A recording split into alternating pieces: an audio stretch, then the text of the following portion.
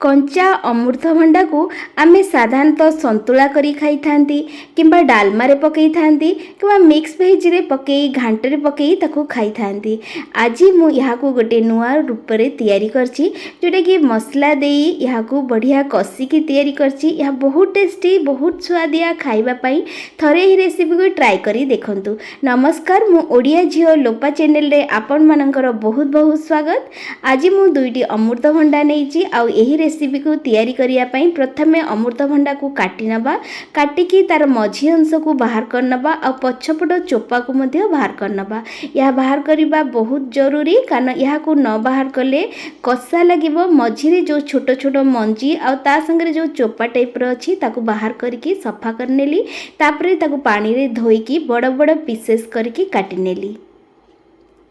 एबे आलू को मध्य काटिकी पानी रे बुड़ेकी रखी नेली। पियाज दुईटी बड़ साइज रो काटिची।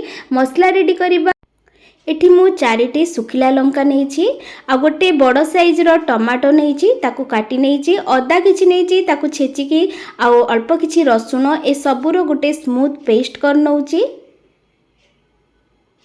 स्मूथ पेस्ट कला परे एथिरे दुईटी तेजपत्र पकेकी एठी साइड रे रखी नउची। आ एपटे बसई नबा कढ़ई। कढ़ई को पूरा भल भाव में गरम करवा। गरम कढ़ई रे अल्प टिके सोरिष तेल देली। तेल पूरा भल भाव में गरम होला परे सेथिरे काटिकी रखिथिबा बड़ बड़ पीसेस अमृतभंडा को एटी पके नेली। आ सेथिरे स्वाद अनुसार लूण आ हळदी देकी याकू 10 रु 12 मिनिट भल भाव में भाजी नेबी। भाजिबा द्वारा अमृतभंडार कंचाड़िया स्मेल मध्य चली जाई थाए आ भाजिबा द्वारा बहुत भल टेस्ट मध्य आसी थाए। अमृतभंडा जितेबाला भाजी हो गला तापरे ताकू मु काढ़ी नेली। आ से सेम कढ़ई रे आउ टिके तेल देकी काटिकी रखिथिबा आलू को भाजी नबा। आलू को काटिला परे पानी रे रखिबा नहले ताहा कला पड़ी जाई थाए। सेति पई पानी रे रखिथिबा आलू को एटी पके नेली। आ ताकू भल भाव रे 4-5 मिनिट भल भाव रे गोल्डन ब्राउन कलर करके भाजी नेली। आलू रे मध्य स्वाद अनुसार लूण आ हळदी देकी भाजी नेची। आलू को एबे गोटे जगह को काढ़ी नउची। आ से सेम कढ़ई रे एबे मसला रेडी करिबा। सेति पई प्रथमे पकई नेली पियाज। पियाज को गोल्डन ब्राउन कलर करके भाजी नेली। भाजिला परे सेथिरे बाटिकी रखिथिबा मसला टमाटो अदा रसुण आ सुखिला लंकार पेस्ट जोथिरे दुईटी तेजपत्र मध्य पकेइथिली। ए सब को पकेइकी भल भाव में कसी नउची। मसला जेते भल भाव में कसीबा सेते भल टेस्ट आसीबो। आ एठी मु ऐड कली गोटे चामच मटन मसला। मटन मसला को आधरे पकेइकी बहुत भल भाव में कसी नउची। मसला टिके कसी ही आसला परे मु एथिरे भाजिकी रखिथिबा अमृतभंडा आ आलू को पके नउची। याकू 10-15 मिनिट भल भाव में कसीबा।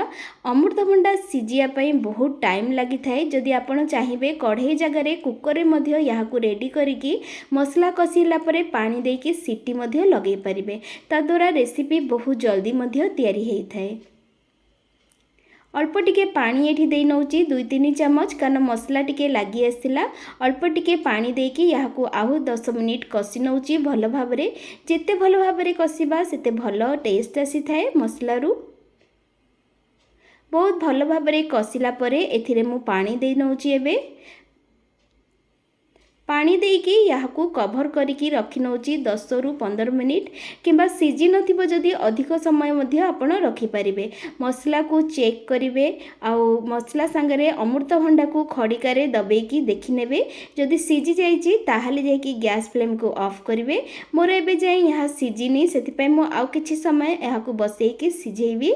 एई भली रेसिपीटा को एई भली तैयारी कले ए अमृतभंडा तरकारी खाइया पई बहुत टेस्टी लगी थाए।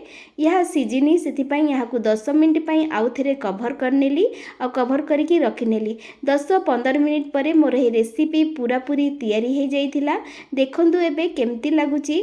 यह गरम गरम रुटी संगरे खाइया पई बहुत टेस्टी लागिवो।